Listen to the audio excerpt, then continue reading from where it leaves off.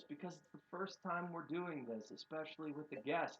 I am Kevin Zarnicki, and this is 3SR Shop Talk. And today we have the legendary, the tried, the true, the excellent Clinton Boomer.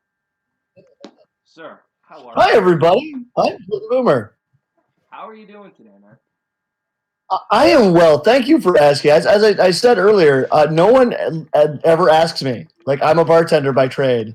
You ask everybody. Everybody walks in. It's a real short list of people who like walk up to the bar like, "How you doing, man?" And you're like, "I'm the bartender. I'm great. Thank you for asking." Like, yeah, let me get you a beer. But yes, to answer your question, no, I'm doing very well this evening. It is a I super randomly, for those who know me from Facebook, I super randomly had sinus surgery like a week ago, and that was way more invasive than I thought it would be. Like it was, they're like, oh yeah, it's an outpatient procedure, and I'm like, oh cool, cool, and then like a week later, I'm like, why am I just continuing to just bleed from my face? Ugh. Feel like I have mono. And it's, oh god, this is bad. It's just the But anyway, ongoing. yeah, now I'm great. So that was on Tuesday. It's the apocalyptic cavalcade we've come to expect. I mean, every day. I remember the other day I woke up and the phone was buzzing, and I thought, I wonder what's broken in the world today. Ugh, you know. So that's Yeah, it doesn't. What that's yeah. My face is continuing to bleed. Very on brand for 2020. Like I don't. yeah. What's it? I I had a customer. This is completely not related, but it's one of my guys at my bar, and super nice dude. Like elderly gentleman. He's sitting there and he's sipping his drink. He's like watching the Weather Channel on my little TV, and he's like, "Oh, hope we have a mild winter this year." And I just had to stare at him. I'm like, "What the fuck are you?" I'm hoping it doesn't snow jaguars. Like, are you? What the hell? A mild winter? What 2020 have you had? I don't know. Shut up. Jaguars. Jaguars would I mean, definitely just be. yeah. Are you just like, oh, thud? What was that in the old blonde? Oh, another jaguar fell out of the sky. They're ravenous this year. Are you fucking kidding me? And they all have COVID. Yeah, I'm sure. Of course, of course. And I just Because it's a feline virus anyway. Why not? well, up to a point, you just go like, well, kind of like one disaster is preventing another. Like, are you worried about all the jaguars in the neighborhood? You're like, my kids don't walk to school. Like, we're all doing internet school and having as many jaguars out there as they want, I guess. Just leaping from tree to tree. I don't leave the house. Fuck off. No, man, they figured out how to open the doors like velociraptors. It's right because it's 2020. Now Because, I don't know what I was thinking. which What was I I don't know thinking? how we're gonna fit that into a piezo product, but I'm sure it can be done. Um, I don't know. It's raining tabaxi.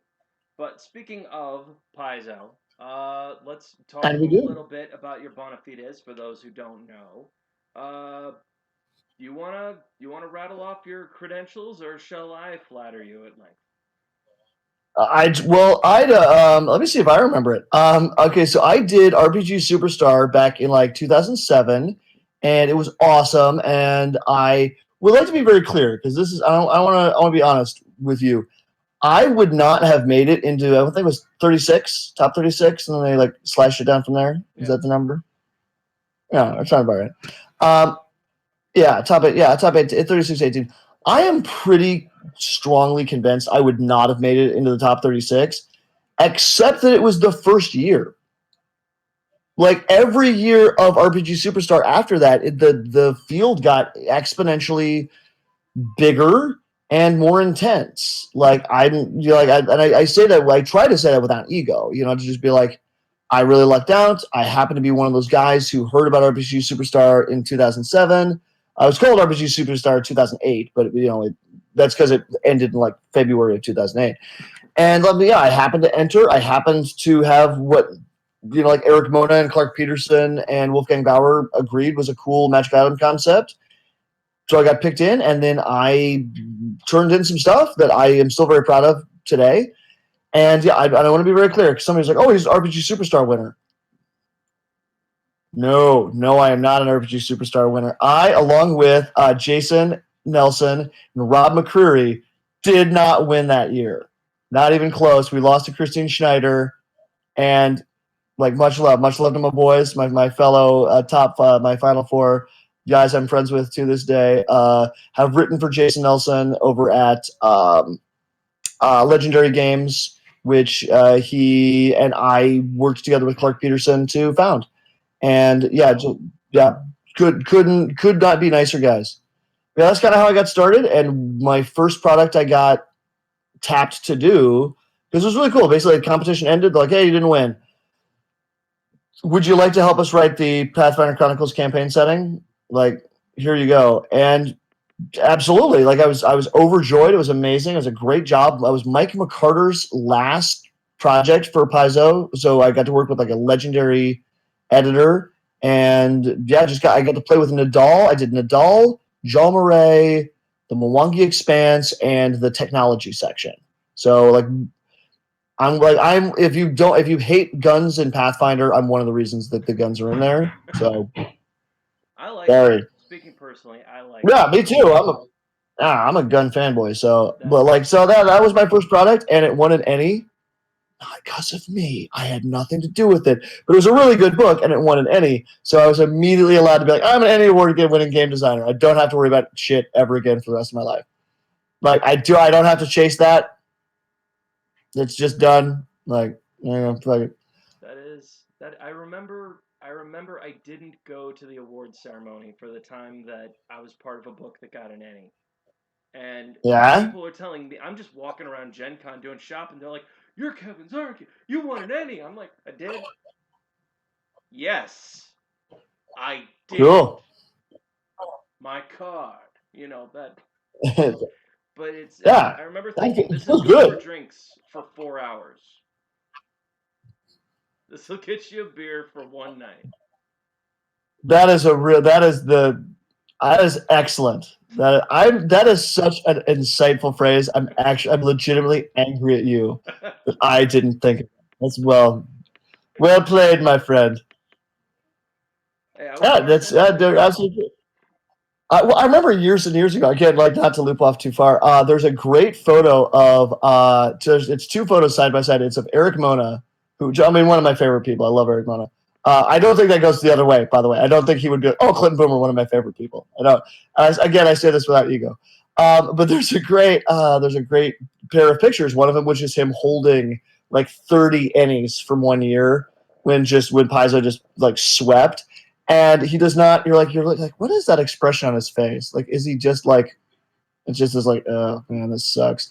And then there's another picture of him like a couple hours later at White Castle with like 30 White Castle sliders and just like this beaming, like this beatific joy. As you're like, that's I know that expression. I've seen that on pictures of particularly rapturous saints.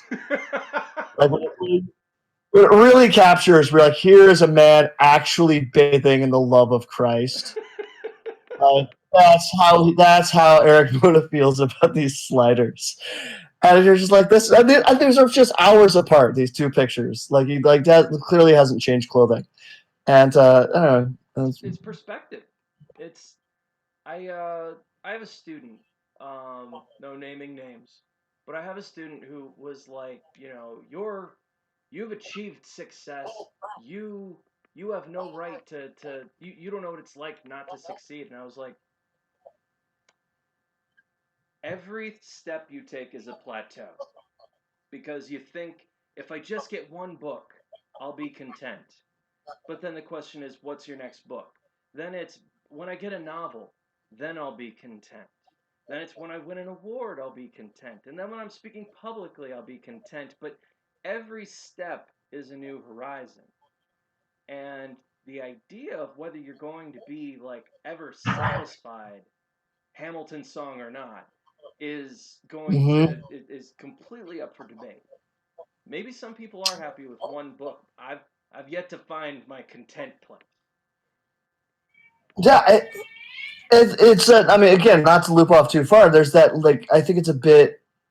Neil Gaiman, right, talks about. He's like, oh, I was at this cool party for cool people, and I'm feeling very awkward because I'm looking around. I'm like, oh my god, look at these amazing, entrepreneurs. And this guy walks up to me, and his name is also Neil. And so we're talking, and then he's like, oh my god, these people are amazing. And eventually, I have to be like, sir, you're the first man to walk on the moon. Like beyond a certain point, but like yeah, if Neil Gaiman tells a story about Neil Armstrong having just being like, oh, but these other people have accomplished so much.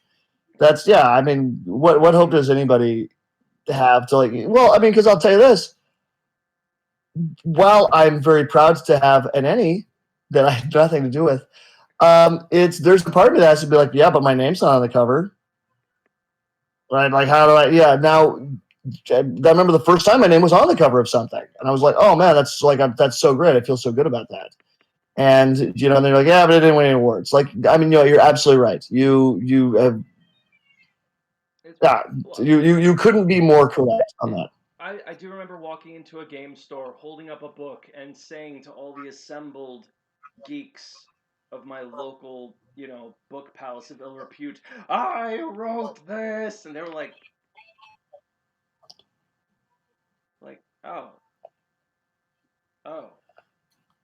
I see. This means Uh, all right, all right. I'm gonna tell one goofy story. Okay, so I was part of a vampire LARP. good for you. This is like a 50-person LARP. I want to say. Hmm? This is every detail you give about this story is like, yeah, because a vampire Yeah. LARP is Well, always you don't know. it was no. You're absolutely right. Well, okay. So okay.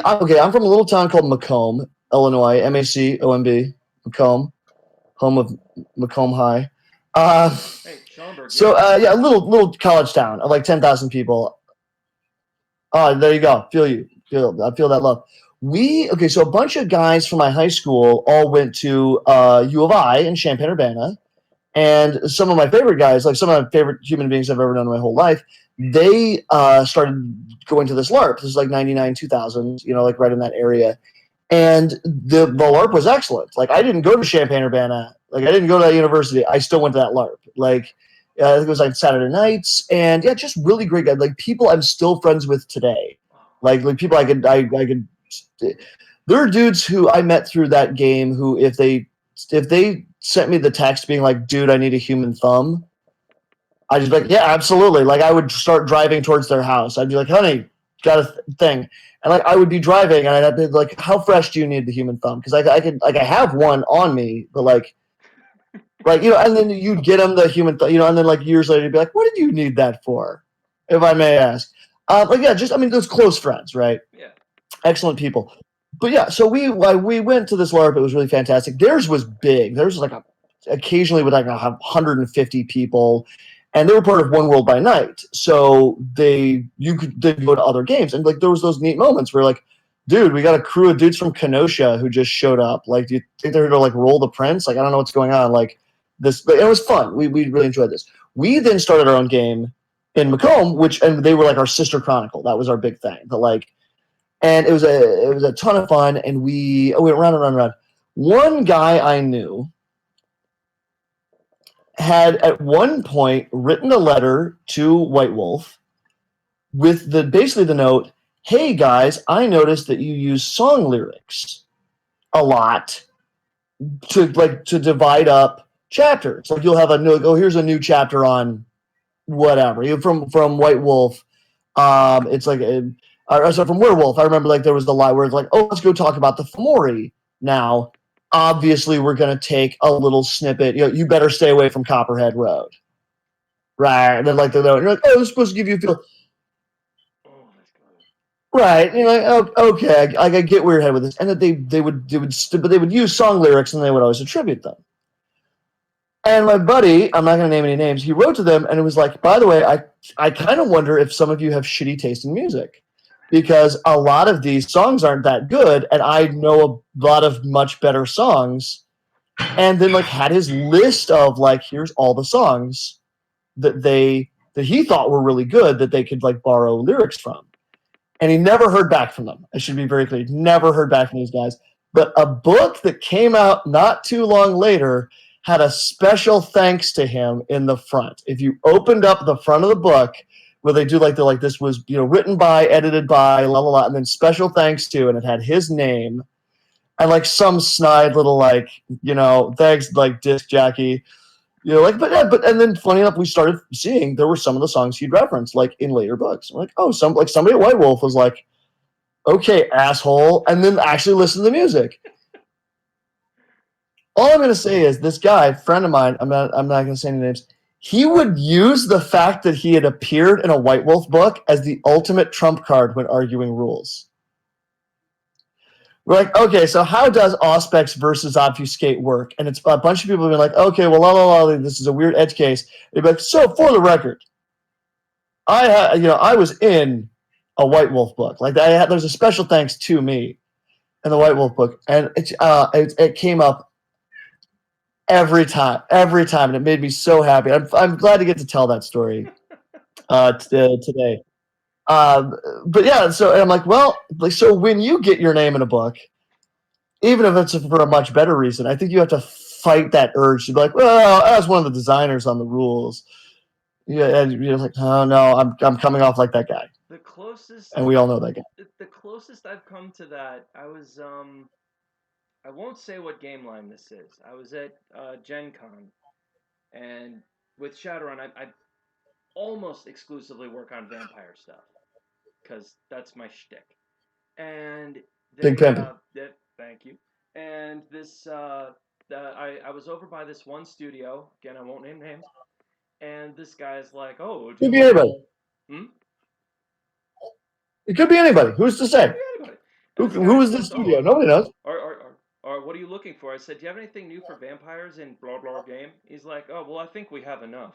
I go, "Okay, it's just you can really only be a vampire and nothing else. If you pick up the clues, you might figure out what game I'm talking about." And I'm friends with one of the dudes at the studio, and he's over by the register, and he's like listening in. And this guy's like, Mm-hmm. "Well, I think you'll find the vampires in our game are better than other games." I go, "Okay, but what about this option? What about this periodical that you put out that had optional rules to really expand it?" He's like, "Oh God, you clearly don't know anything about vampires." And I'm like, "Okay." And my friend starts laughing and comes over, and "Do you know who this is?" And it was the one time that I've gotten to have that you know you did not know who I am. That beautiful moment. That I am the juggernaut. Yeah, like that's. Dude, you know the fuck He must not know who the fuck I am. All right. Yeah, suits man on Laffy Taffy. That's gotta feel good. That is. I have not had that moment. it's good in the moment, but later you feel bad about it because you're like, did I need that to feel good? Am I a bad person? Am I a bad person? Okay. I know those feels. Um, What? Okay, so there's something you said earlier, and not to get off on a 10 million tangents. Have you ever heard of a series? The writer's name, I want to say it's Will, and then like White, Wight. Will White. He's a lot more famous than I am. So, you know, this is. He has a series. I want to say it's called like the Cradle series, like the Cradle Saga. It's ringing a bell, but it's a distant bell. Okay, it's long story short, it is a very cool guys, very cool attempt to use a lot of what you'd call like kung fu movie wuxia like tropes in kind of a different way.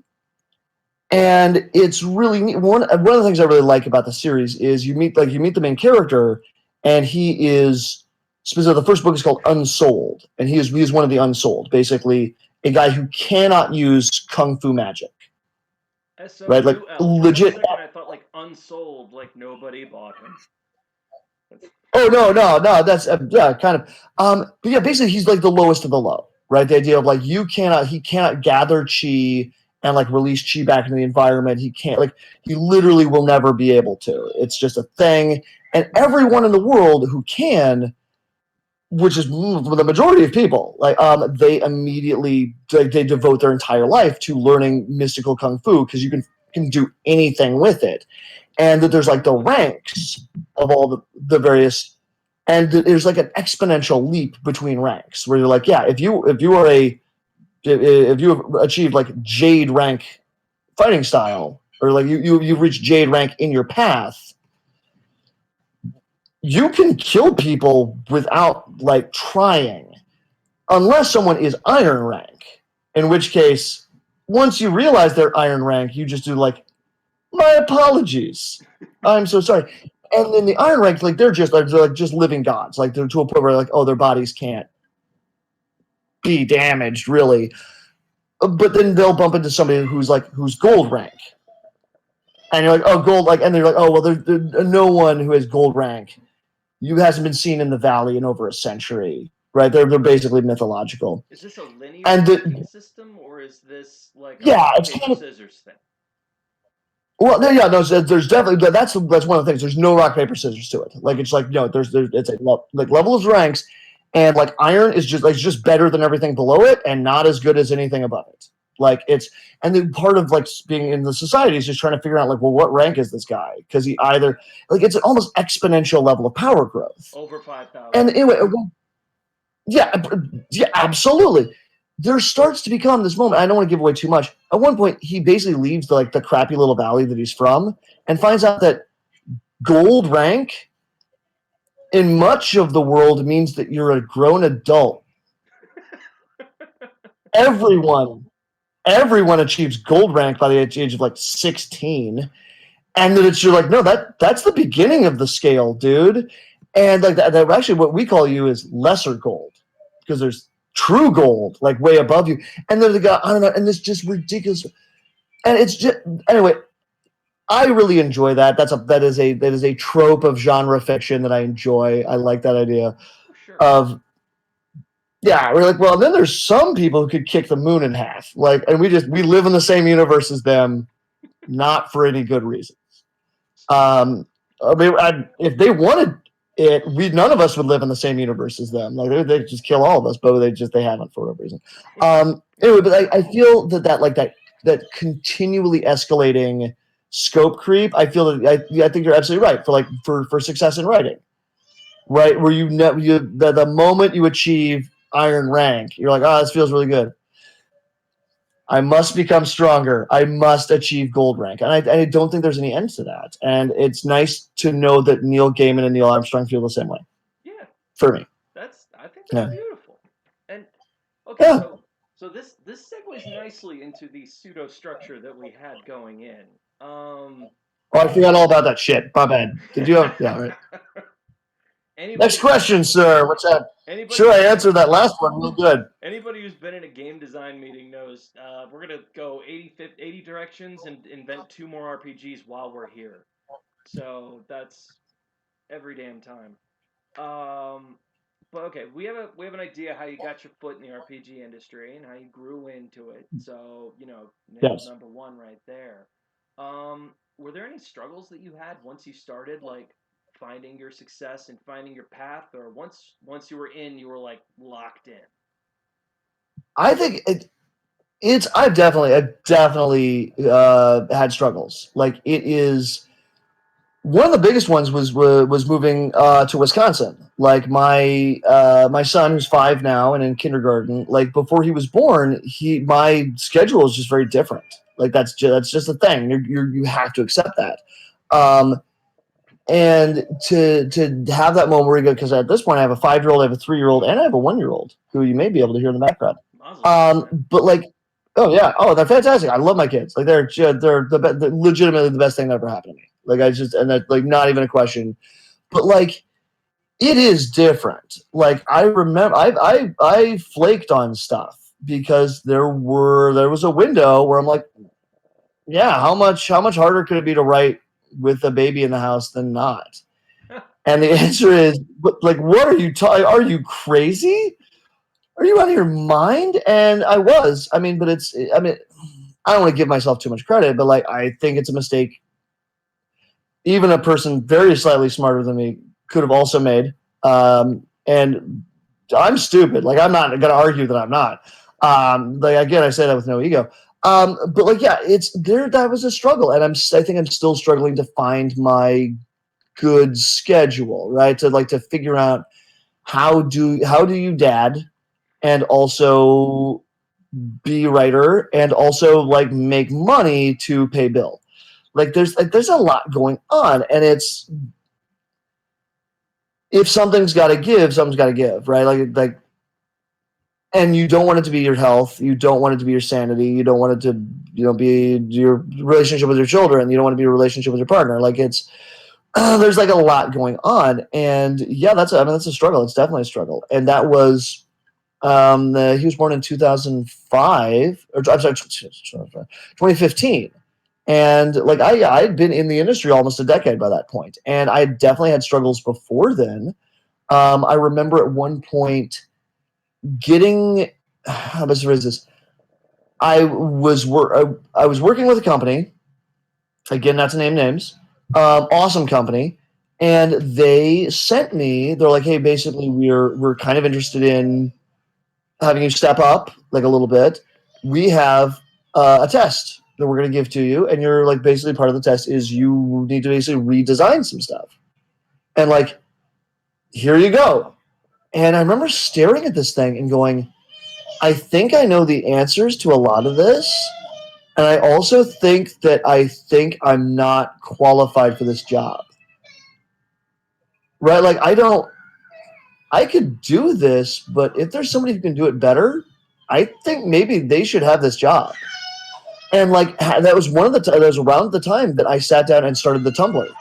And I was just like, I'm going to give myself a crash course in game design because I have done some game design, and I'm beginning to see I have not done enough game design. I I'm going to create new content every week. With a little luck, I can. On some weeks, create new content every day.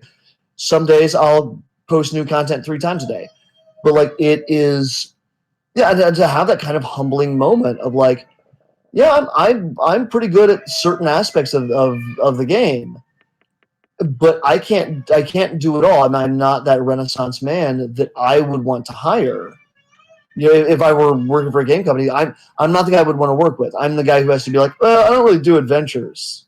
I don't really do stat blocks. Like, I don't design new feats because that's not my thing. And in theory, someone you would want to hire would be like, yeah, of course I can do that. Like, arguably, you should have like the one thing where like, I don't do maps. Like, oh, okay, that's fine. We can find one person to do maps for you. Yeah. But like you can't just be like, no, it's like this is really small. I can do that. Um, anyway, so yeah, that was definitely a challenge for me, and that was something I challenged myself to.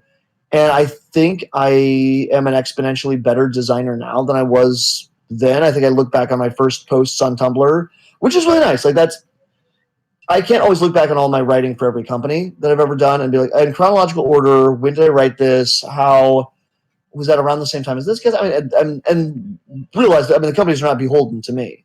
Oh yeah. If I turn something in and they sit on it for 6 years, like that's them. That's they owe me shit, right? Yeah. But yeah, the Tumblr was really very useful to go through and be like, oh wow, like here's how I matured as a designer, even in this 6 months, to say nothing of again nearly a decade of trying to throw that stuff down. So yeah, that was definitely my challenge is realizing what I didn't know. Because I've been running Dungeons and Dragons in some capacity or another since 1993. Like when I was 13, I was born in '80. So I was like 13, and I got a hold of Planescape, and I was like, I'm never going back. This is amazing. Like every day up to this moment was wasted.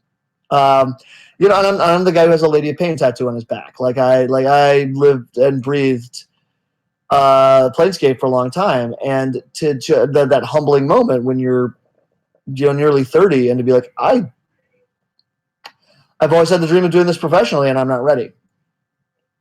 For la la la, and it's been really encouraging to get to like to work on it and to get better.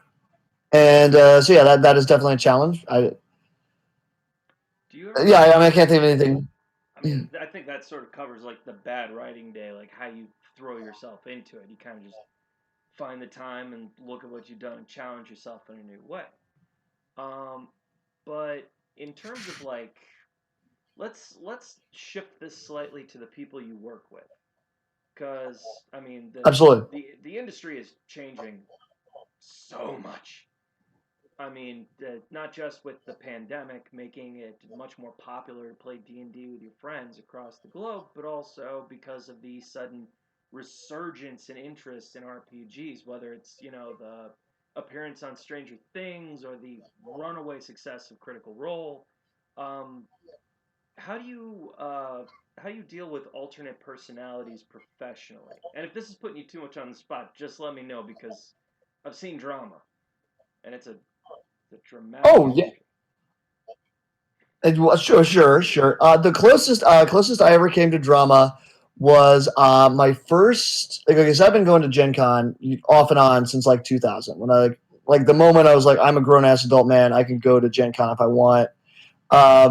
May not be able to pay for it, like not really, but so maybe I'll miss rent and be homeless. Fuck it, it's Gen Con.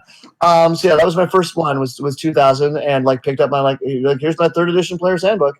Um, like that was if you're gonna have a first year, that's a good first year to have. And had a great time and did a vampire LARP there and yeah, wonderful time. Lifelong friends. But when I went specifically, like after having done RPG Superstar, because I joined the Were Cabbages, I received an invite from the Were Cabbages, and they're just were just awesome people. And I was like, oh yeah, and I basically was a member of the Cabbages, and then I go to Gen Con, and it's that neat moment where you bump into like Tim Hitchcock, and you're like, hey man, like I know you, like we've never met, but we've written together, like that's super cool. And like again, like the word cabbages, that was so useful to me because I was able to like on the boards, like I mean, we just had like our own private website, and like just on the boards, like start writing my novel, and to just have professional game designers just jump on and be like, oh, dude, this is really good. You should keep up. Like, have you considered this? Have you considered this? Have again, a group of professional game designers sit down and be like, oh man, I think I like your magic system. It's interesting. Have you considered edge cases 1 through 25 that I just came up with off the top of my head? And you can, I mean, maybe you have an answer, maybe you don't, but let's workshop it. And you're like, Right. oh geez, this book is going to be so much better. Anyway, la la la. The closest I ever had to a actual beat for drama. I'm there, and there's a fellow werecabbage by the name of Greg Vaughn. And Greg Vaughn is a really cool guy. But he and I both worked on the RPG, or I'm sorry, Pathfinder Chronicles campaign setting, which later became the Inner Sea World Guide when they moved from 3.5 rules to Pathfinder. But as I was running around, I was very excited because it was my first published credit. It was available for sale that year. You know, I'm freaking out. I'm having a great time. Um, I was telling people like, oh yeah, I worked on Jean Marais, the Mwangi Expanse, Nadal with the Zan Kuthan shit, and so I'm still a Zan Kuthan fanboy, and the technology, right? So like guns and steam engines and printing presses, Right. and I'm telling a bunch of people this, and at one point I have a guy walk up to me. He's like, "Hey, dude, not to be weird, I hear you're telling people you worked on the Mwangi for like Pathfinder Chronicles campaign setting." I'm like, yeah, I did. Yeah, like I did that. Like Old Mage Jitembe from the Mwangi Expanse, that's an old PC of mine. Right. So like Awesome. I invented the city he's from. I invented the college he teaches at. I did the 10 Magic Warriors, like that's all me. Legit 100%. And he's like, okay, well then, because Greg Vaughn is telling everyone he did the Mwangi. I'm like, motherfucker. Like, what? So both of us, over the course of this entire Gen Con, are keep hearing like rumor mill stuff. Apparently, Greg Vaughn, like every couple of minutes, is like, Boomer's telling people that he wrote the Mwangi. As he's like, I don't really know who Boomer is, but I do know he's a dead man. Like, it was this, like, so we finally bump into each other. And it's this, like, very awkward because we're both were cabbages. It's like the were cabbage dinner. And I'm like, oh, hi. You must be Greg Vaughn. I see because of your name tag that says Greg Vaughn. And he's like, yeah, yeah, like Clinton Boomer, I presume. And so we're staring at each other, and eventually I'm like, the Milwaukee Expanse. He's like, he does like, no, I didn't write the Milwaukee Expanse. I wrote the Milwaukee. So I'm like, I'm sorry, the what now? He's like, the Milwaukee, the ethnicity, the Milwaukee. Are you telling people you wrote that? I'm like, no, I wrote the Milwaukee Expanse, the nation that the people of that ethnicity are from. Like, I haven't even read your stuff. And the two of us like stared at each other like, oh, okay, so there's no like that, literally no beef at all. Okay, cool. Yeah, my bad. And so that's the closest I've ever had to beef. And every time the two of us bump into each other at any convention, we will immediately be like, "Hey, you wrote the Milwaukee? Is that what you're telling people?" And it's really fun. And we get very drunk. But yeah, so that's the only beef I've dealt with. What was your actual question? Though? I'm sorry. Well, it was more how to deal with different personalities in the industry, especially when you have to work with them on a project. A lot of people, a lot of creative people get really passionate about their idea to the point where if two people disagree, they might get defensive about it. What are the mechanisms you've figured out to sort of smooth that out if you've had to deal with that? Which, That's that's an absolutely excellent question. So the closest I would come to that, there's a game designer and a close personal friend by the name of Jason Sonia. And Jay Sonia is amazing. Like this guy is absolutely brilliant. Like he and I first met at a Gen Con. He owns a company called Storm Bunny Studios, and I'm a writer for Storm Bunny Studios. He was living in Kuwait at the time. Was like back to the United States. He's a Navy vet, and he was over there like doing contracting. Super cool guy. Came back to the States, and he lives in Sheboygan, Wisconsin, which is like maybe like an hour and a half for me. It depends on how fast I drive. If you know, but yeah, pop down there. Just a super cool guy. I cannot speak too highly of Jason Sonia, but like we had a neat moment. The two of us were drunk at a con at 3 a.m, like you do, and I think it was that's Nexus maybe or one of these concerts in Wisconsin, and we started talking about basically a potential setting that the two of us want to work on together. That was like basically Pathfinder Modern was kind of the idea. But like, I don't want to just do a Pathfinder Modern book. Like, I don't want to do D20 Modern. I want to do the setting, and I was really into, and probably still am, that kind of that E6 narrative where you're like, oh, you start at first level, and then sixth is your final level. Like that's you cap at sixth, and then we ended up going with seven. But it's yeah, so we call it O7, like occult 7, and we only have 7 classes, and we did weird stuff with bloodline instead of like race or ancestry, and the game is called Bloodlines and Black Magic, and it's out now. You can go pick up a copy of it. I'm very proud of it. We're currently working on a new version of Bloodlines and Black Magic that basically has its own system. Like it uses a lot of the stuff from the original Bloodlines of Black Magic. It borrows, which of course is Pathfinder compatible, and then also kind of borrows from other sources. And we're like, it's its own engine. Anyway, I'm very proud of it. What's my point? My point is, Jay is a very smart guy who has strong opinions about things, and I am a marginally smart guy. And it was an interesting exercise for the two of us who do come out of different design philosophies, who do come out of different approaches to, I mean, urban fantasy is a pretty big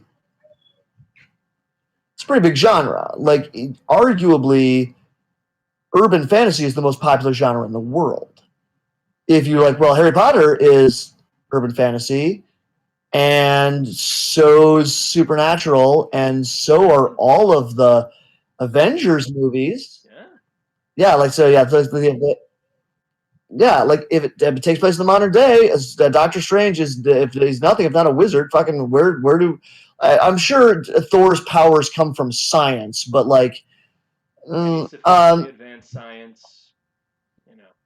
right? And like, yeah, it's and the people have secret identities and they run around in the dark and the shadows and they keep secrets from each other and like, yeah, I mean, if we can accept that of the Avengers and also Supernatural and also Buffy the Vampire Slayer and also Blade and also Harry Potter, like up to a point, you're just like you're like, God, dude, you're just listing the most popular properties that have ever existed.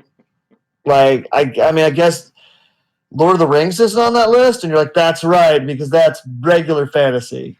It's like so we come out of like so two people can. And my point is, two people can both be huge fans of urban fantasy or urban horror, modern era horror, and have very different opinions about what makes it good. Like, what is the best? Like, what's the best urban fantasy story ever told? What's the best modern era, like takes place in the modern day horror movie ever made?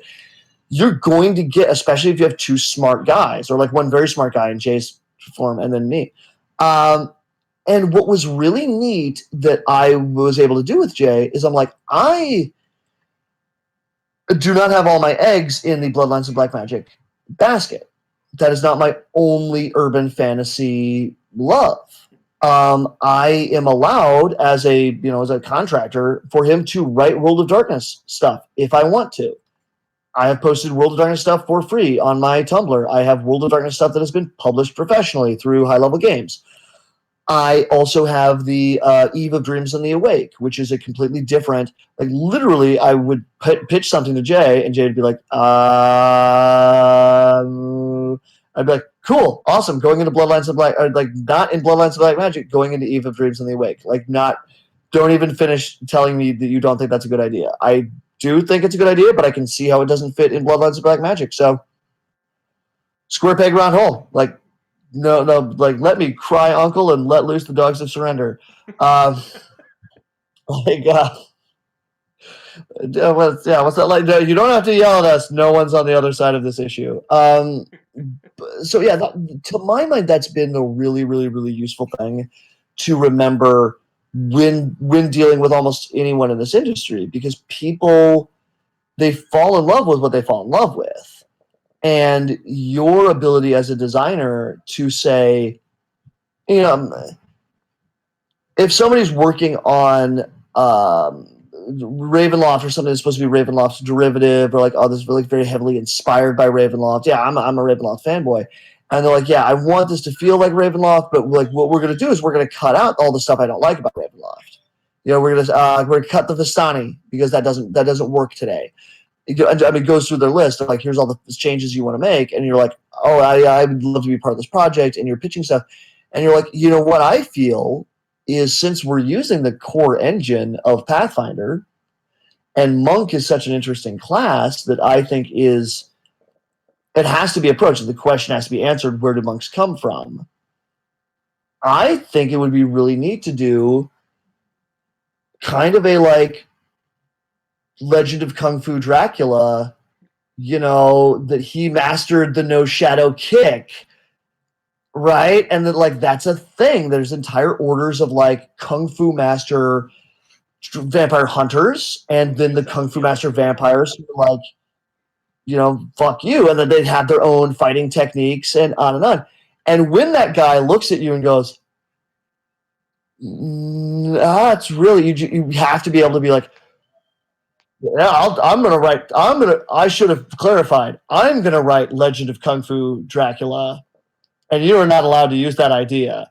But whereas if he'd been interested, you'd be like, oh yeah, cool, cool. I actually have half that supplement written. Like where people have strong personalities and strong loves and strong like desires, but we're all here to play fun games, Yeah. right? Like we're all here to tell cool stories. It is rare, in my experience, to bump into someone where you just go, "Oh, you're just a toxic asshole." Like you're not. Oh, fuck. Like, oh, I apologize. I'm just gonna back away slowly, telling you to go fuck yourself the entire time. Like that is beyond rare. Like two people may disagree on what they love about a system, but two people very rarely disagree about like it, is gaming fun. So yeah, I mean that would be my only insight. Again, maybe I haven't had enough beefs. Maybe I should get some more beefs. I wouldn't recommend it. Having had a Oh couple, it's oh no. You spend long nights wondering, am I the asshole? No, I can't be the asshole. Oh no, God, what if I'm the ass? But everybody likes them. It's no, I don't recommend it. Sounds like you found the zen. And that feels good. when you were mentioning some of that White Wolf, I want to quickly pimp you out just a little bit, that Black Spiral Dancer Kinfolk book is nuts, man. It's absolutely worth grabbing. I that means the world to me. How best to phrase this? I am a big fan of Neil Litherland. Like I really like Neil. I was about to say I really like Neil Litherland's writing, and that is true. But I'm also just a fan of Neil Litherland. Like just as a person, he's just a cool guy. If he contacted me tomorrow, he's like, I'm not gonna be writing there. I'm like, shit. Can we still email? Like, can we just hang out on Facebook still? That's not gonna happen. But because God love him.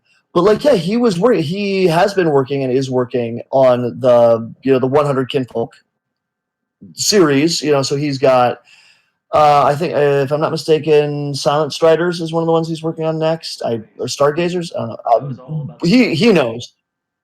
Yeah, he knows. I mean, I don't know. But I remember because I contacted him like when I knew that he was doing this project, and I was like, "Oh man, like what are you doing for Black Spiral Dancers?" And he's like, "I don't have strong feelings about that yet. Like that's way down the list of things I'm worried about." I was like, "Okay," because that's immediately where my mind went. They're supposed to be Black Spiral Dancers are supposed to be, if I'm not mistaken, the largest tribe by a factor of about three. I mean, they're breeding so much. Yeah, like they don't have the numbers to like go toe to toe with the entire Garu nation. Like of the 13 Gaian tribes, like all told they outnumber the Black Spiral Dancers, but it's not by a huge margin. Yeah. And like this largest tribe is Bonars. Anyway, whoever it is, if the Black Spiral Dancers just decided to commit all of their resources to killing that single tribe, they would have 3 Black Spiral Dancers per member of other tribe. Yeah. At that point, you just got to get on the phone and be like, do we have any allies? With the Silver Fangs deign to save our asses? What are the Answer no. Shadow Lords Um, want, and do we have to deal with those goddamn leeches? Yeah. yeah, and it's just yeah, and then the answer is yeah. The Black Spiral Dance, like, dude, you got 3 Black Spiral Dancers on you as you're making the phone call. You're dead. You're all dead. I'm sorry. Good Like, old I baptizing don't know shot. what dice pool you think you have for making phone calls, but that's not it.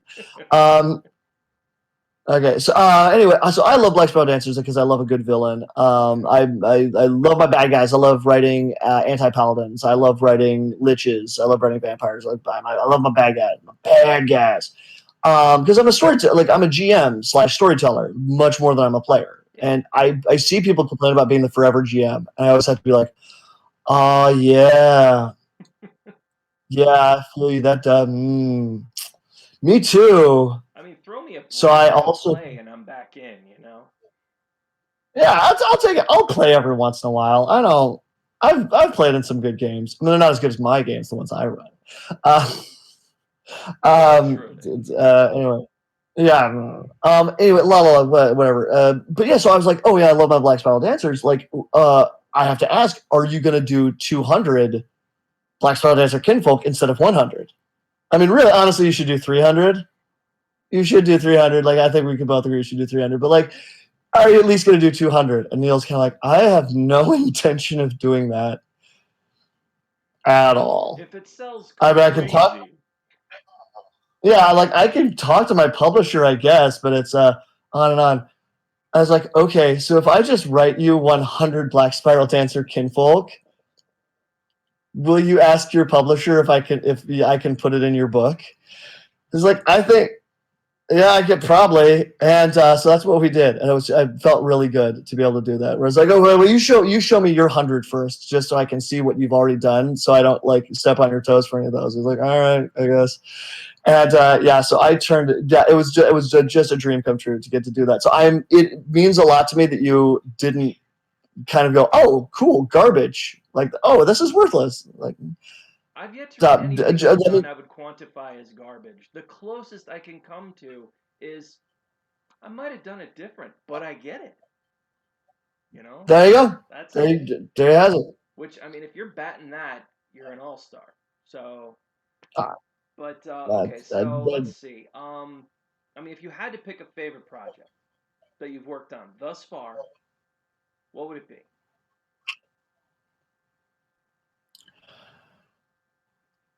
I mean, my children, but That's a they're good just they're answer. the best. That's a good answer. No, that's just yeah, but I definitely like my 3-year-old way more than the other two children. They're garbage.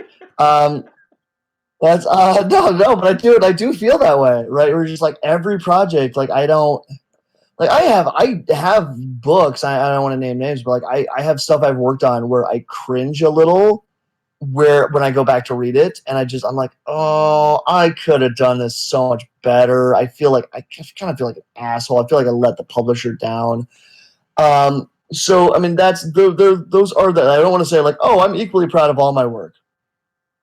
No, but the things I love and am proud of. I'm like they're very deeply like I just adore them, and a lot of them are very different flavors. Like one of the things I have is it's a prestige class randomly that I put on my Tumblr that tied in Hole Behind Midnight to for Pathfinder. We're like, oh, do you want to use these rules? And I continue to go back and tinker with it, like to this day, maybe not to this exact day, but like this year certainly. I'll be like, oh, I really like this, but that's the nice thing about Tumblr. You just go back and edit it. Um, and yeah, I'm like very very very proud of that, and I feel like I worked my ass off, and it's really cool to be able to look at the top of it and to I was like, it's like with editing by Owen Casey Stevens, and it's like with notes. Ray Valise, that was one of the coolest moments of my life. I'm Ray Valise, the of Planescape, to have him be like, yeah, I'll take it. Hmm?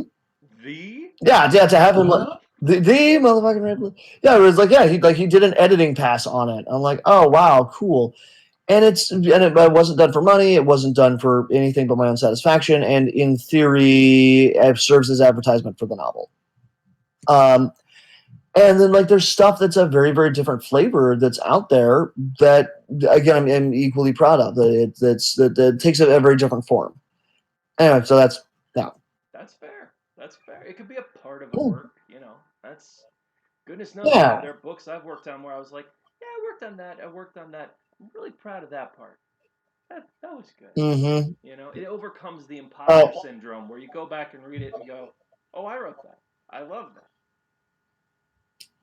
uh, Well, I'll say one thing. okay.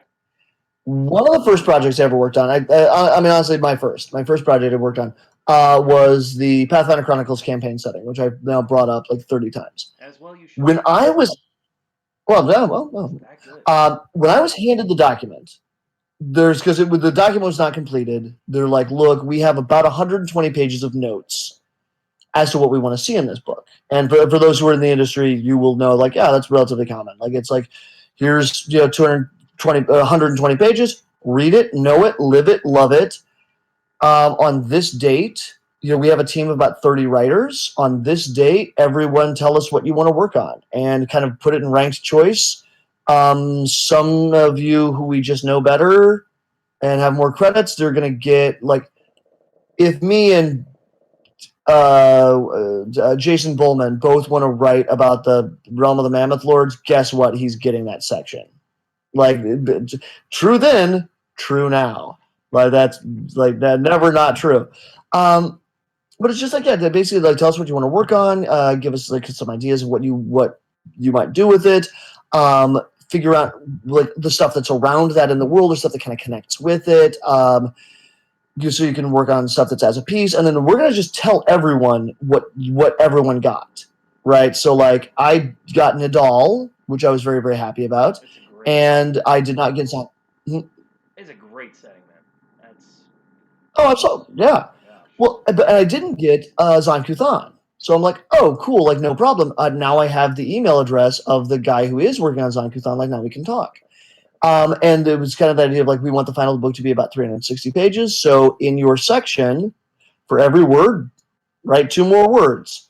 That doesn't apply to every section because like one of them might be half elves. And here we will say cool things about half elves, like end of section. And you're like, oh, I guess I should really fill this out like with more words. And then some stuff was just like, oh, this is basically nearly like this is already done. So like CS for exact word counts, la la la la la. Anyway, so I was flipping through the Nadal section, and I noticed it was a very minor thing, but it mentions that one of the famous people from the country, there are it's a couple of different people who are mentioned, is specifically a druid named Kolas, like Kholas. I did not create this character. He's like the ambassador to Cheliax, I want to say. But you're like, okay, cool. Here's this like druid, and I have to stop. I'm like, well, this is a military theocracy, like a fascist military theocracy. They are lawful evil, but as far as I can tell, they're the only country in the world where like the worship of Zankuthan is literally illegal everywhere, including in the other lawful evil country. The only country where they worship this guy is in this country, and he's the only god they worship. Like it's very hardcore, Yeah. and I'm like, so it's not possible that an ambassador to another nation, like an important person, would not be a worshiper of Zankuthan. That just literally wouldn't happen. So he's a druid. So Zankuthan has druids. Is that a thing? And I kind of went back and forth, and I was talking with the guy who was writing Zankuthan, and I was like, I feel like I either have to change it and say he's not a druid, or I have to say that he is a druid, and I have to deep dive that. I have to make that a thing, because like Asmodeus does not have druids, Yeah. right? Asmodeus, like he does not. That's not his thing. But if You could Zankathan probably is get a list of 30. I mean, if Zankathan is part of this particular country, and you've got the Shadow Woods with the giants and stuff like that, it might have permeated the soil and become part of it. I could see that. Sorry, I'm jumping in as a designer. Yeah, yeah. Well, no, yeah, and that's kind of what I had to do. Like I kind of said, I'm like, can I make the argument that part of the reason this country is the way it is because they like that's a protected legal class in the country is like you are the dudes who hang out in the woods and like murder people. You're all neutral evil because you have to be neutral. Like one thing, like, but you also serve our dark lords on Kuthan, and we've literally never been invaded. Like we've at one point Cheliax claimed part of the country, but like our capital city, which is in the middle of the woods, and that was on the map already, has never fallen. And like on that, and I just kind of decided to go with it. And I wrote up a weird little feat because you get to a little thing, which was the Shade of the Uskwood, because that's what it's called. And basically just did a thing. And I was very nervous about it. I was like, I don't know if this is what they want, but it's for 3/5, and I'm like, I have never seen because he's the god of necromancy, right? He's the god of shadows and envy and pain, and his weapon is like a spiked chain, and I'm like, there's places where that overlaps with druids, but I would want to have a druid that could cast, for example, Chill Touch.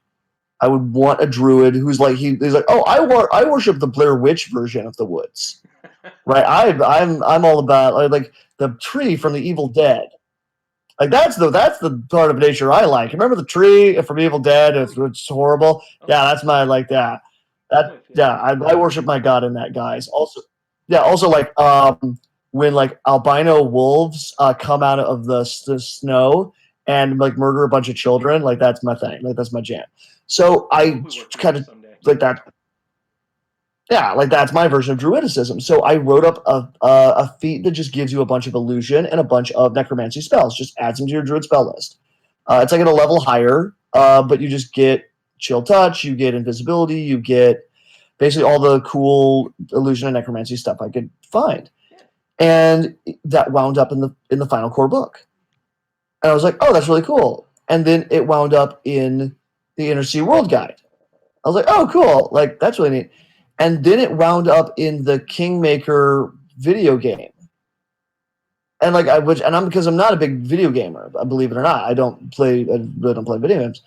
And like a buddy of mine sending me the email being like, dude, didn't you write the Shade of the Uskwood Druids? I'm like, yeah, I invented them.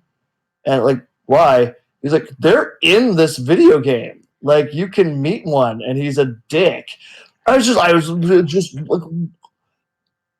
I what? That really, really, really meant a lot to me. Like that neat moment. Like this took on a life of its own. There are people who've never heard the name Clinton J. Boomer, do not give a fuck about me. If they saw me on the street, would not stop, would not notice me, not have to give me the time of day, who appreciate my work. There's somebody out there who's like, oh yeah, I thought that was really cool. And they have no idea I was involved with it. And it has life of its own. I just, somebody who's made a villain using that feat, who again, who's like never heard of me. That was just really cool.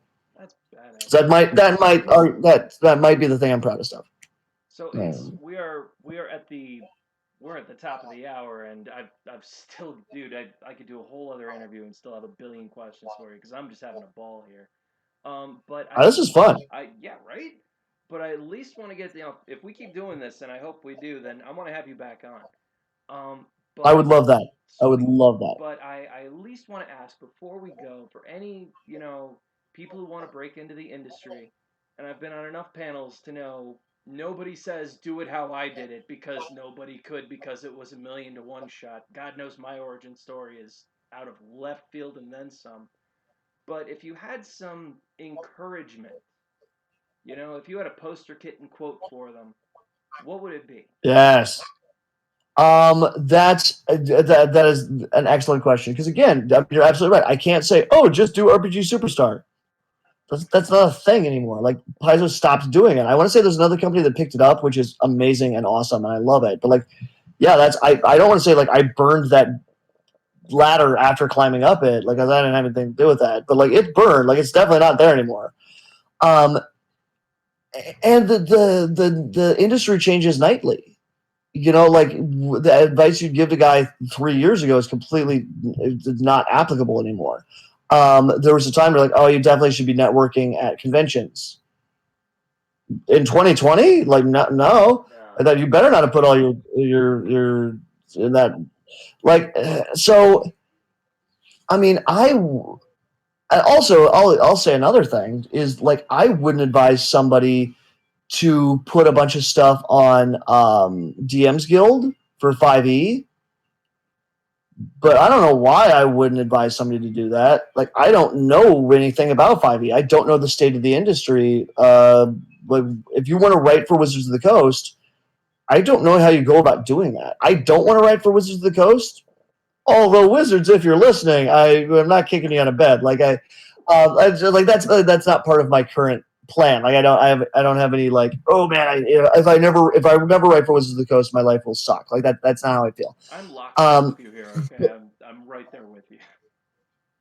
yeah, I mean that's fine. Like if I get a phone call tomorrow that's like, oh hey, by the way, we want you to design a Magic the Gathering set.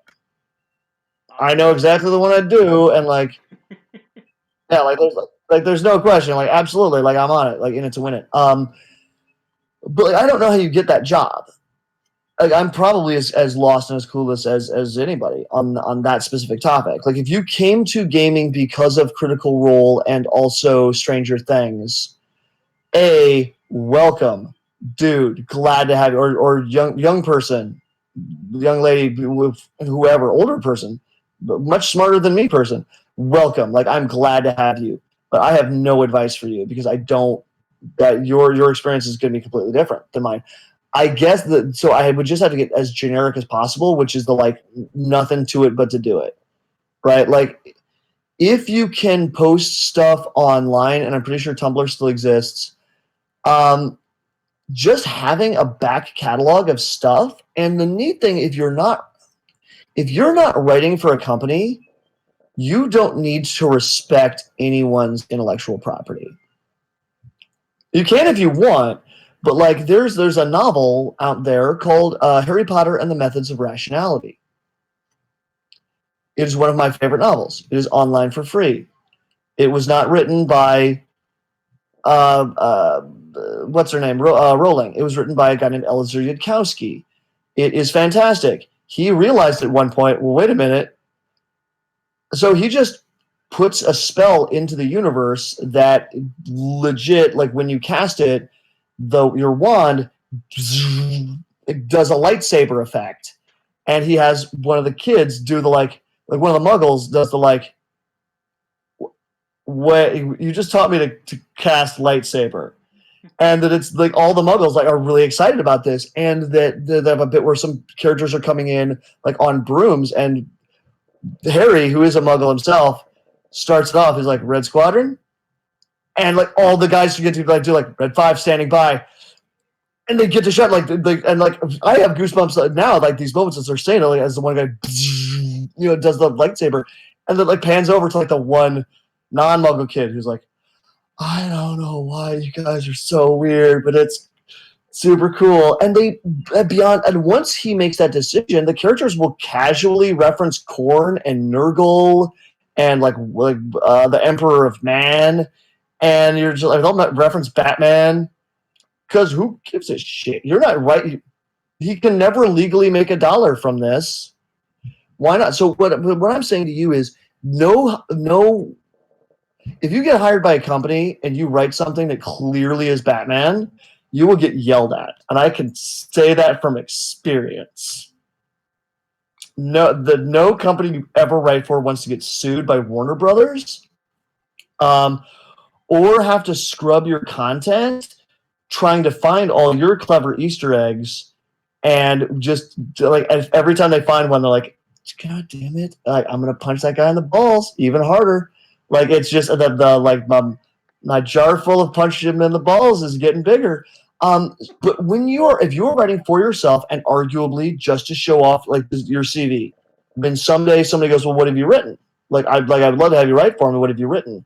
And you just go, "Oh, I only have about 1,500,000 words on it, and you can show off. You can show off your design chops, and you can like that. Like that's what I would say. And do you when you're doing that? Don't like try to learn how they do it. Like a company, if you want to write for White Wolf, try to figure out how White Wolf writes it, but don't feel like you're beholden to the same shackles that White Wolf is shackled to. Right? If you want to write Genius the Transgression, do it. Yeah, absolutely. That's yeah. Kick the door in. Like it's no one can stop you. It's so nothing to it but to do it. I guess like that's the only advice I would like. You have all the tools that Shakespeare had. Like they're not. If you want to be an amazing musician and like if you want to be Cardi B, I you don't have the tools to do that. I don't know how she did it. I have access to all the same letters that like they're not inventing any more letters or punctuation. And like I'm not Shakespeare. I will never be Shakespeare. But like I have better shit than he did. He had a pen, right?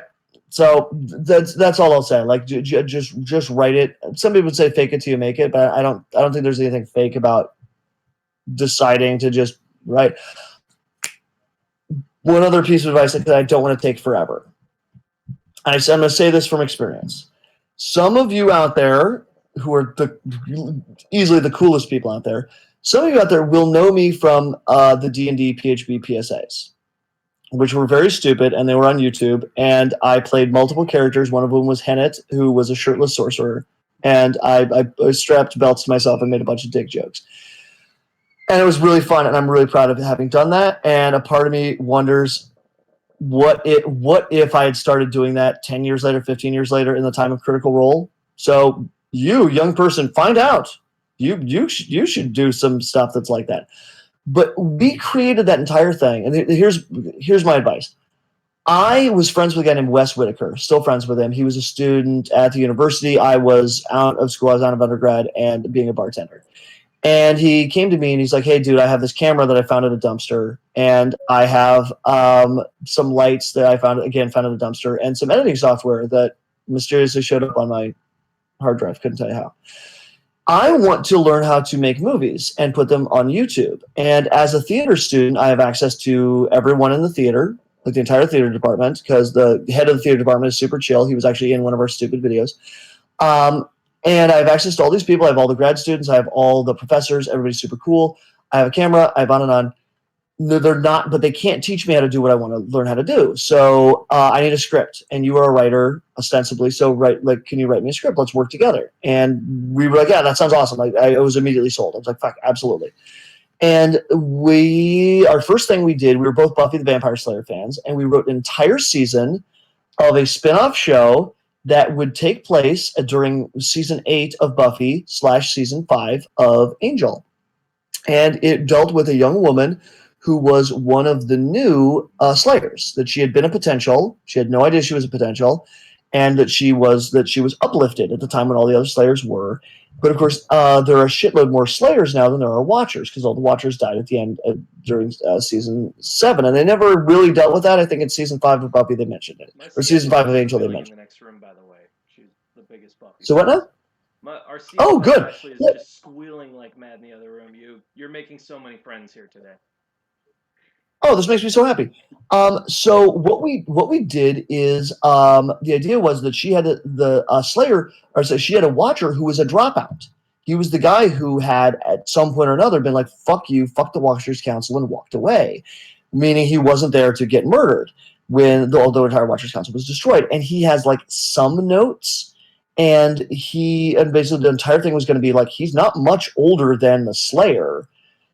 He's never had her prophetic dreams. Like he knows some stuff, he doesn't know everything. He's kind of it's like young punk rock Giles, dealing with like college age, very angry Buffy, and a lot of the show was going to be like them bouncing off of each other and dealing with being in college and being. And so we had an actress. She ended up going on to play Mei Li, the Elven Wizard.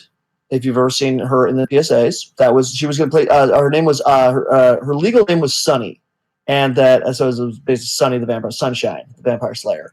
And we had the guy who was going to play her Watcher, who went on to play Tordek the Dwarven Fighter Nice. in the PSAs. So if you ever watch the Elves versus Dwarves PSAs, that is literally what the show was going to be, except she was going to like run around with a big wooden like boken, like the practice swords, and that she used that for like staking vampires, like that, Nice. and that like she would be walking home from those like breaking arms and shattering skulls and then like staking somebody, and she's walking home, and the campus security would be like, "What are you doing?" She's like, "Kendo practice." And just keeps walking. Like to a point where we were gonna have like one of the last episodes, she's like, literally on fire, like just like she's like bleeding, like there's an exploding cop car. And the guy's like, "What are you doing?" I should like kendo practice. Slump. Right, keeps walking. Yeah, like what? And it was kind of our way to redo season 4 because a lot of people would argue season 4 of Buffy is not very good. Anyway, we wrote this entire thing, and yeah, I mean, there's some of my favorite episodes. I mean, right? It's got Hush, it's got Something Blue. It's a great season, but like a lot of people would argue it's not very good. So we're like, okay, fine, we'll do it good. So I mean, he and I were both huge Buffy fans, clearly because we wrote a show. I think we wrote like 12 episodes. We at least had our full season arc. We knew who our villain was. We put together a cast list of everyone. We cast basically everyone on the show. We had 50 people. We had 50 people, including our Slayer, her group of friends, her dad, her. Like it went on and on and on. We had a 12 episode arc. We had like full episodes written for at least 3 episodes. We had principal photography done. We had, and the total number of minutes of the show that we filmed was 0 because filming a TV show is hard. And we were 2 guys who didn't know what we were doing, and we didn't have a budget, and we were just doing it in our spare time. So we stepped back, licked our wounds, and we're like, okay, let's make a movie. We cannot do a 12 episode, like 40-minute per episode arc. I can see why we couldn't do that. Let's write a movie. So we wrote a movie. It never got made, right? Like, so we wrote a much smaller. We wrote an indie film, right? That's instead of being that's like 20 minutes. Didn't get made. We wrote a Saturday Night Live sketch. Didn't get made. In fury, I said, "Do you know what the simplest form of filmmaking is? It's the public service announcement. It's 2 seconds of a guy saying, 'Don't beat your kids. The more you know.' If we can't do that, we can't do anything." And so we wrote public service announcements for Dungeons and Dragons characters, and we filmed them. And we actually goddamn filmed them because it turns out you can, if you try hard enough over a long enough period of time, you can put a person behind a table with no camera moves, no lighting changes, no costume changes, nothing. You say, action. Let me say, I'm sorry, what? Say, fucking cut. Say, I'm Melee the Elven Wizard. And then I'll say, cut. Action. And we did this, and we were able to actually put together something. And so, anyway, what is my point? What's my advice? Think small. Right? You are, if you are like any other gamer, you're susceptible to scope creep, where you're like, oh, I will write a new discipline for a vampire. But if I have to write a discipline, I must write a new bloodline. And if I must write a new bloodline, I must write a history of that bloodline. And if I will write that bloodline and the history of that bloodline, I must explain how that bloodline and the history of that bloodline intersect with the Camarilla, the Sabbat, all four of the independent clans, the Nkanu, the Black Hand, the True Black Hand, and before you know it, you have a 160-page document that you are now trying to edit, and you are bleeding from the eyes. When instead of doing what could have been 2 pages worth of work, And should have been. and should have been, and you. So the advice I give to you, young person who wishes to write, is do not write your campaign setting. Your campaign setting is fucking awesome. I do not doubt that.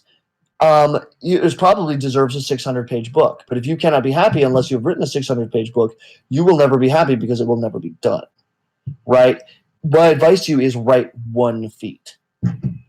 That's it. Write 1 feat. Write one spell. Write one magic item. Don't try to do those all at the same time because I know you, young gamer, you cannot write 1 feat. You will write 10. Right? You will write.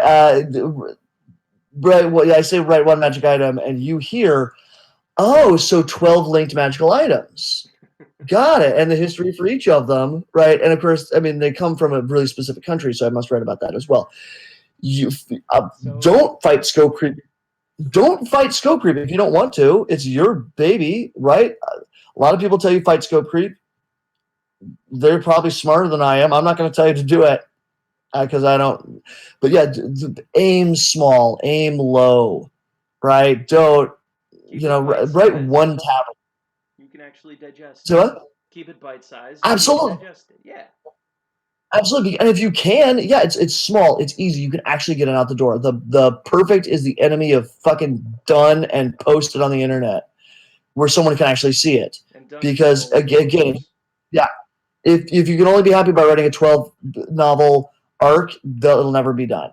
All right. I hate to Instead, say write a it. short story. I hate to say it. We are so far over time. So I do want to Yeah. say thank you so much for being here. It's been just 10 times the pleasure I ever imagined, and you don't know how much I've been looking forward to it. Is there anything Well, you'd like this to pimp really quick? What you're working on right now? Bloodlines of Black Magic, the new version with the new edition, should be out very soon, and my name will be on the cover probably. And I couldn't be more proud of it. It has been a labor of love. So All right, excited to see it. keep your eyes open for that, folks, because this is a guy to watch and has been for a long time. Whatever he says. So I gotta say, for a first guest, your modesty does you credit, sir. But you are I don't know any designers or fans lately who aren't like you should be following Clinton. He's hilarious and awesome. He writes good shit. That's you, man. No, baby, So please. thank you for being here, truly. And until next time, everybody, we'll catch you on Shop Talk. Next month, we're looking to have Chad Optimistic Presley, recently of Shadowrun fame, and now moving on to Gangs of the Undercity, if I'm not mistaken. Whole miniatures thing. So tune in for that late next month. Aside from that, this has been Clinton J. Boomer, and I am Kevin Zarnicki. Thank you so much for tuning in to Shop Talk, and we'll catch you next time. And now I try to see if I can figure out how the hell to make this thing stop.